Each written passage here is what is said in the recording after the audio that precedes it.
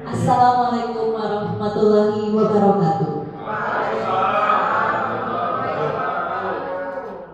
Kepada yang terhormat Ibu Kepala Sekolah SDN Ganjar Sabar 3, yang terhormat Ibu dan Bapak Guru serta staf SDN Ganjar Sabar 1, 2, dan 3, serta rekan-rekan peserta seminar Desiminasi Aksi Nyata Modul 1.4 tentang budaya positif.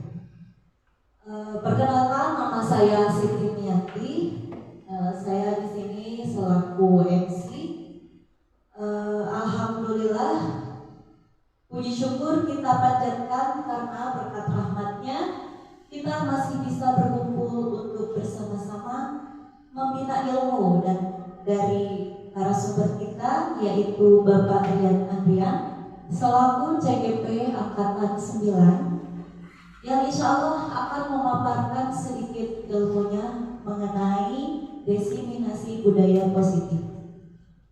Susunan acara yang pertama adalah pembukaan, yang kedua menyanyikan lagu Indonesia Raya, yang ketiga pembacaan doa, yang keempat sambutan dari Ibu Kepala Sekolah SDN Ganjar Sabar 3, yang kelima pemaparan materi modul 1.4 tentang budaya positif oleh CGP Bapak Rian Andrian SPD dari SDN Ganjar Sabar 03, dan acara selanjutnya yaitu tentang diskusi dan tanya jawab.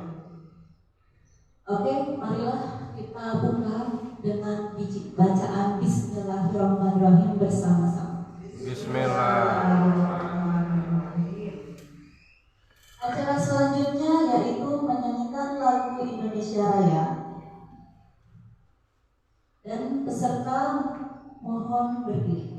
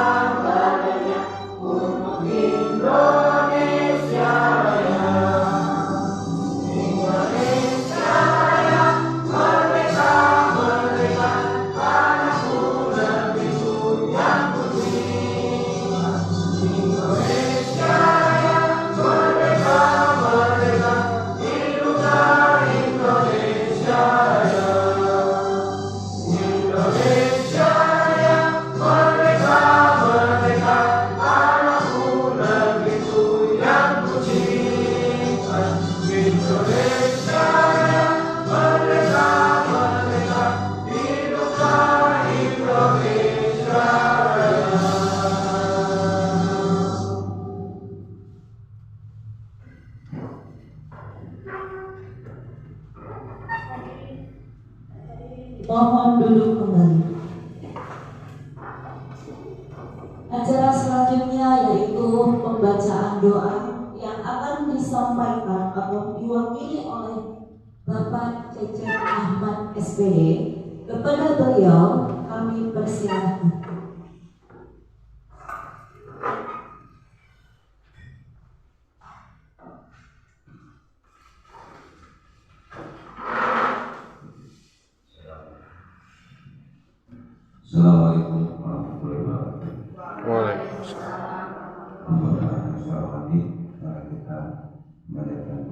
sama-sama dalam kegiatan ini dengan kemudahan kelancaran dan menghasilkan hasil yang maksimal khususnya untuk Pak untuk program ini. Alhamdulillah, Bismillahirrahmanirrahim. Allahumma sholli ala sayyidina wa syafi'ina Muhammad wa ala alihi wa sahbihi ajma'in. Amin ya Allah ya Rabbi. Alhamdulillah bihamdihi yuhyihi hikmatina ya rabbana alhamdulillah ya rabbil alamin. Allahumma sholli ala sayyidina Muhammad salatan tanzila biha jami'a al wal afat wa taqdina biha jami'a hajat wa tuhilu biha syai'an wa ta'khudha biha indaka ala darajat wa tuballighuna bil asal wa ila jami'a hayati wa bada mamat. Allah sallallahu alaihi wa sallam hajati Allah sallallahu Muhammadin alaihi hajati Allah sallallahu alaihi hajati Allahumma barik lana Allahumma barik lana wa sallam qasidana Rabbana atina min rahmatin hilana bi amri rasana Rabbana atina fid dunya hasanah wa fil akhirati hasanah wa qina adzabannar. Subhanaka rabbil izzati amma yasifun. Salamun alal mursalin walhamdulillahi rabbil alamin. Al-Fatihah. Alhamdulillahirabbil alamin. Ya kana ya siratal mustaqim siratal ladzina an'amta alaihim lagi doa kita tidak Allah SWT. Begitu benar kita ya. Assalamualaikum warahmatullahi wabarakatuh.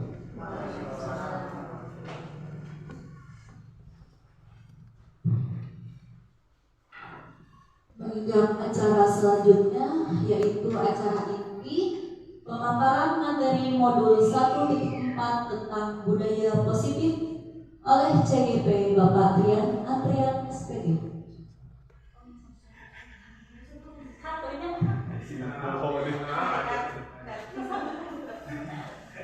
Ya, mohon maaf. Acara selanjutnya yaitu sambutan dari Ibu Kepala Sekolah SDN Ganjar Sabar 3, Ibu Ella Nurlela. Kami persilahkan. Hilap ini.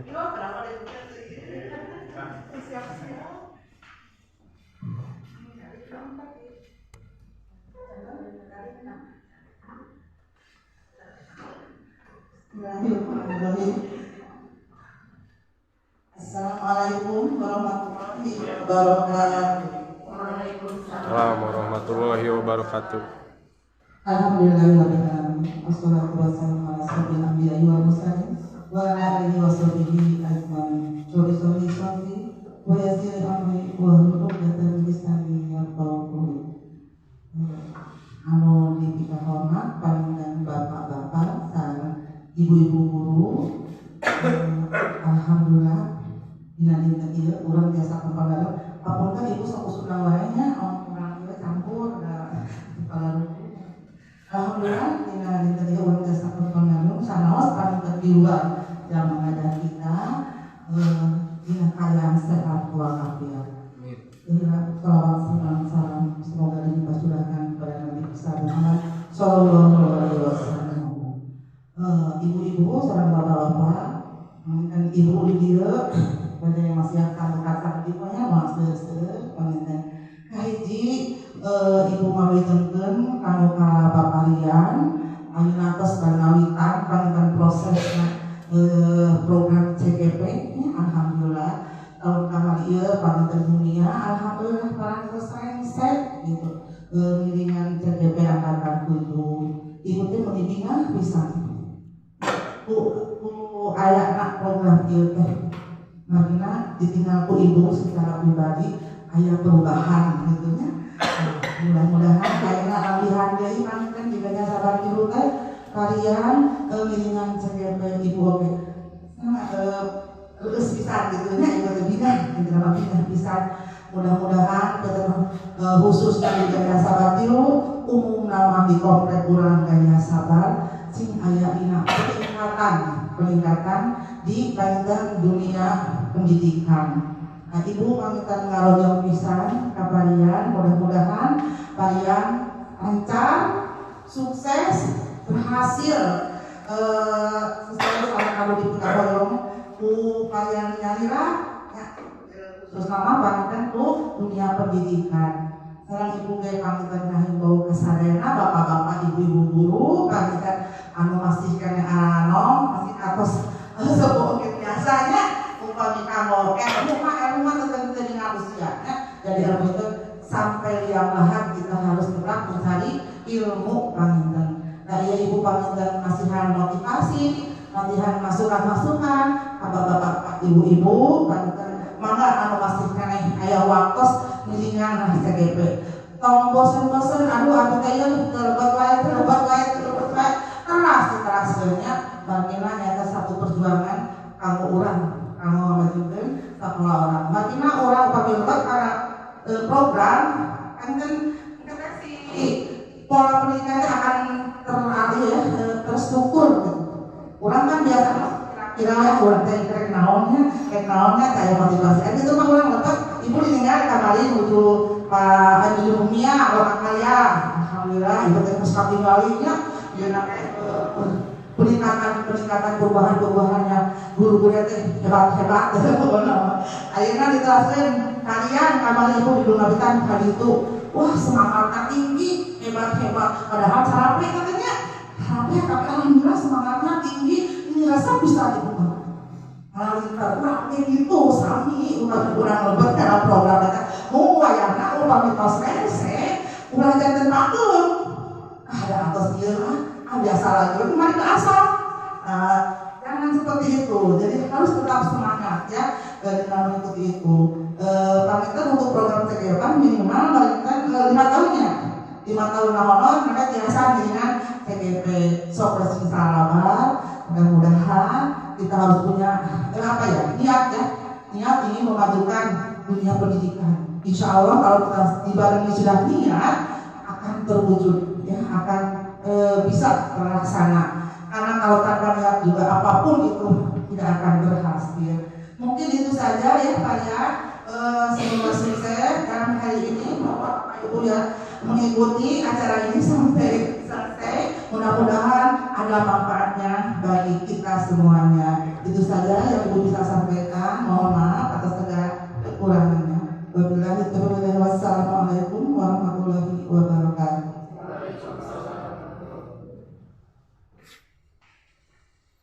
Terima kasih kepada Ibu Sekolah Ibu Ula atas sambutannya.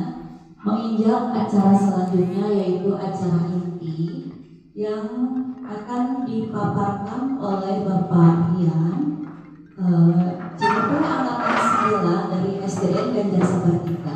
Kepada Pak Rian kami persilahkan.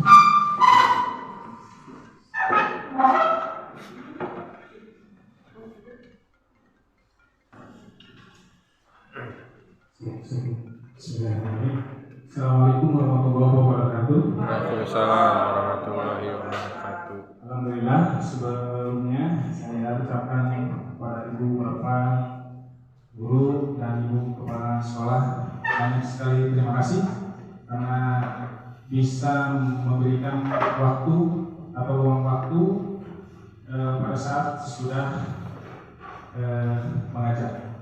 Ini saya ucapkan sangat terima kasih sekali. Nah di sini Bapak Ibu, saya ingin memberikan presentasi. Mungkin di sini saya akan lebih ke sharingnya sebelum kita ke materi dulu. Nah tentu Bapak Ibu di dalam kelas banyak sekali yang kita temui, baik itu permasalahan, baik itu apapun hal-hal yang menyangkut di dalam kelas.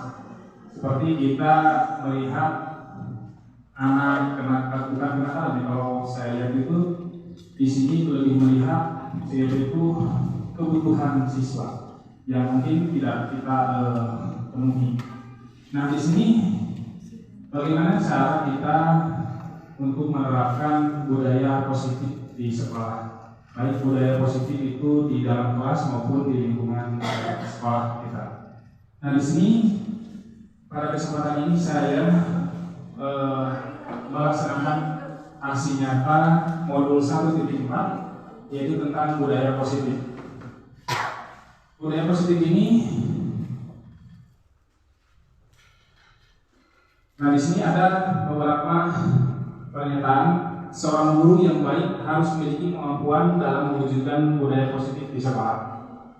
Budaya positif yang dimaksud adalah disiplin positif, memahami motivasi perilaku manusia berkaitan dengan hukuman penghargaan, posisi kontrol seorang guru, pembuatan keyakinan sekolah atau kelas, dan penerapan segitiga restitusi. Yang pertama, dalam disiplin positif, kita kadang dalam memberikan pengajaran kepada anak itu kadang-kadang kita saking kita kadang juga emosi ya, emosi naik turun gitu. Kadang-kadang langsung kita memberikan hukuman, kadang-kadang seperti itu. Nah, setelah saya pelajari dari pendidikan guru penggerak ini, ada beberapa yaitu di dalam disiplin positif, dalam mengajarkan anak bertanggung jawab dan tumbuh kesadaran diri berdasarkan nilai-nilai kebajikan. Jadi diharapkan anak itu dapat menyadari apa sih yang sudah dilakukan, apa yang belum dilakukan, sehingga tanpa kita suruh, anak itu sudah menyadari sendiri. Kemudian lebih ke arah disiplin diri yang dapat mengontrol diri dalam melakukan segala tindakan. Nah, ini harus juga dilatih bagaimana kita mengontrol siswa itu agar mereka tuh tahu batasannya, apa yang harus dilakukan dan tidak boleh dilakukan.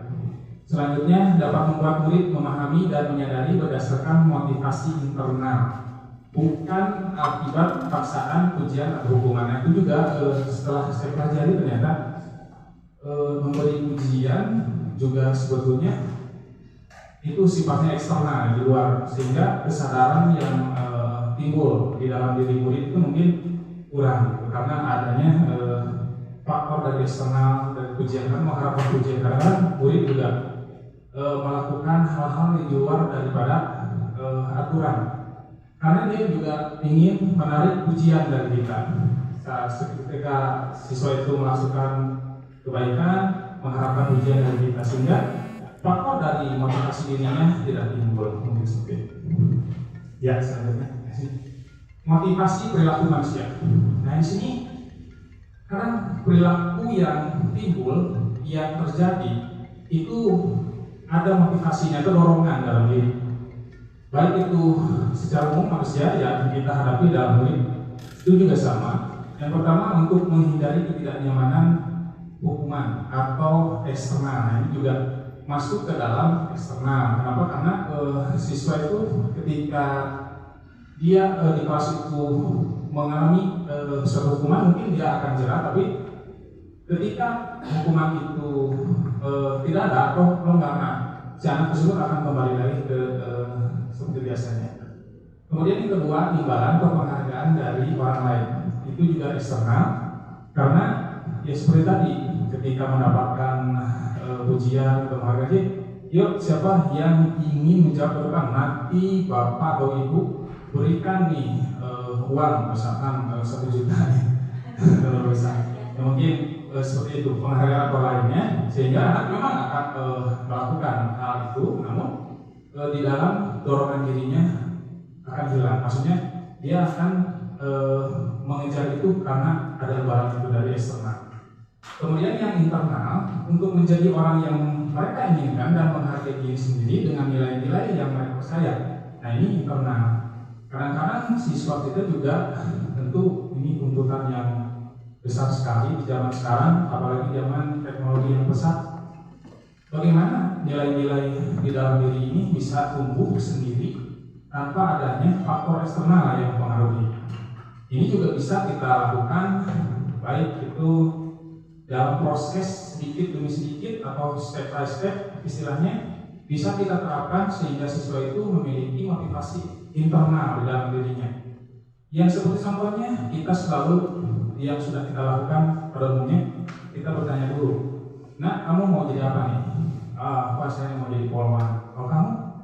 Saya mau jadi dokter, Pak. Nah, itu juga keinginan di dalam diri itu sudah menjadi sebuah dorongan internal di dalam, yang kemudian kita akan dorong dan dibimbing untuk supaya dia bisa mencapai ke sana gitu, sehingga ada motivasi di dalam diri.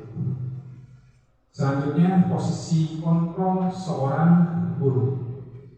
Nah di sini bagaimana posisi kontrol kita di kelas sebagai guru? Yang saya dapatkan dari pendidikan guru penggerak itu ada 5 posisi kita sebagai guru dalam kontrol kelas. Yang pertama sebagai penghukum, misalkan seperti ini.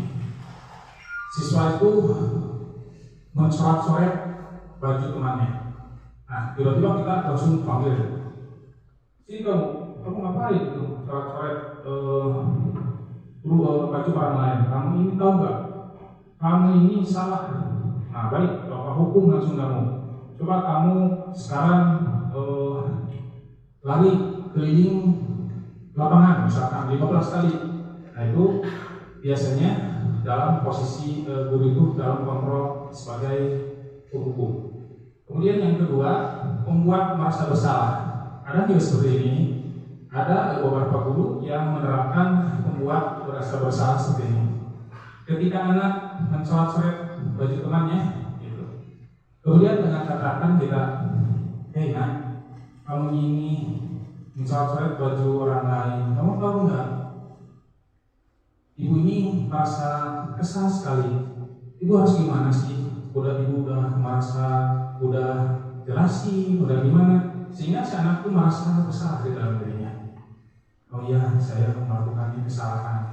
Nah, jadi ini posisi kontrol sebagai pembuat merasa bersalah. Kemudian yang ketiga, posisi sebagai teman.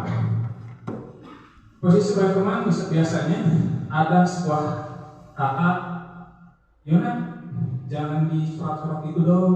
Yuk bantu bapak atau bantu ibu, jangan membuat orang di dalam kelas, jangan berbuat kesalahan ya di dalam kelas. Bisa bantu ibu dong atau bantu bapak, yuk. Jadi ada sebuah ajakan sehingga posisi kontrol itu melekat sebagai teman kepada murid. Yang posisi keempat, pemantau. Ini biasanya posisi ada sebuah kesalahan seperti tadi coret bajunya, itu kemudian ditanyakan. Nah, kenapa melakukan hal tersebut? Tahu nggak itu hal yang tidak boleh dilakukan? Bapak tidak tahu. Saat ini Bapak akan panggil orang tua kamu atau Bapak akan hukum langsung kamu, misalkan. Nah, ini ada sebagai pemantau, sehingga kontrol dari seorang guru di bagian pemantau ini, guru itu selalu akan melihat apa kesalahan siswa. Kemudian di posisi kelima itu manajer. Posisi manajer ini adalah posisi paling akhir. Yaitu posisi kontrol guru. Seorang manajer biasanya guru itu akan menanyakan alasannya. Misalkan anak tersebut mencoret-coret baju temannya. Kenapa nak mencoret-coret baju temannya? Apa alasannya? Kenapa melakukan itu? Ditanya dulu alasannya. Kemudian si siswa tersebut bilang, iya Pak, itu gerak nonyok ke abi. Nah, jadi ada sebab ternyata. Sehingga kita mengetahui dan identifikasi bahwa di dalam sebuah manajerial ini kita harus melakukan pendalaman alasan kenapa anak tersebut melakukan itu. Kemudian setelah itu kita menerapkan yang namanya segitiga restitusi di puncak manajer ini untuk menyelesaikan masalahnya. Nanti setelah ini kita lanjut ke segitiga restitusi. Nah, sebelum segitiga restitusi, posisi kontrol seorang guru berbuat sesuatu bersama murid, mempersilahkan murid mempertanggungjawabkan perilakunya dan mendukung murid agar dapat menemukan solusi atas permasalahan sendiri. Nah, seperti tadi kasusnya mencoret-coret baju muridnya. Kita bisa menanyakan alasannya kenapa, sehingga penyelesaiannya kita bisa bertanya kepada murid. Ya udah, berarti harus gimana?